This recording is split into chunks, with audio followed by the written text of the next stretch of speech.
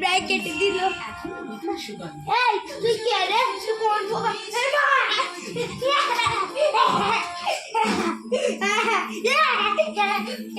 আস্তে আস্তে কর, অত তাড়াতাড়ি করিস না। আমার একটু বলো না কি পোকা? আমি তো পারবো না, আমি তো করছি। আস্তে আস্তে কর, বড় তাড়াতাড়ি করছিস। ওখানে কেন দাঁড়িয়ে?